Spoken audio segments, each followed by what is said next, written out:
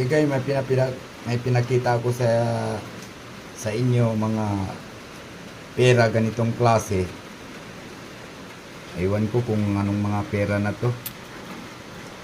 Dahil halo-halo ng pera dito.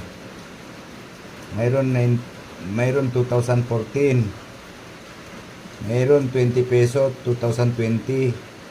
Pero binibidyohan ko ang pera 2020 bago pa lang itong pera na to.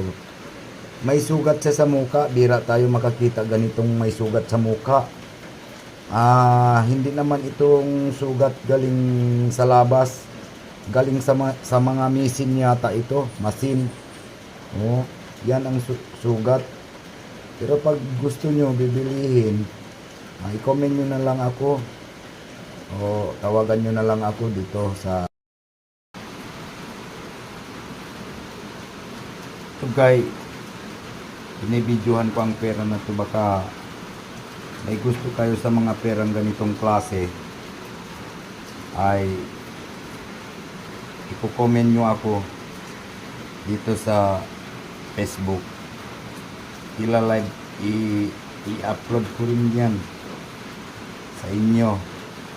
Sino kayo may makakita dito sa mga video ko na to, kung may magustuhan kayo dito sa mga pera na to, bibilihin nyo na lang ito sa akin. Ibebenta ko na kasi ito. Yan oh. Yan. Okay, hanggang dito na lang tayo. I-comment nyo na lang ako. Sabi lang kayo kung gusto nyo bibilihin yan. Ay ibang-ibang klase.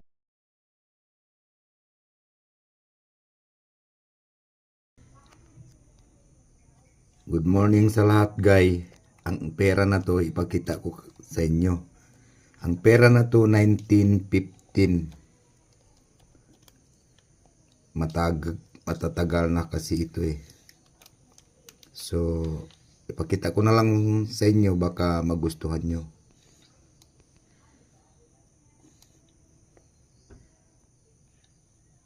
Yan o. Yan ang pera na yun. 1945. Matagal na. Yun. So hanggang dito na lang tayo. Good morning sa lahat. Lagi mag-ingat mga kaibigan.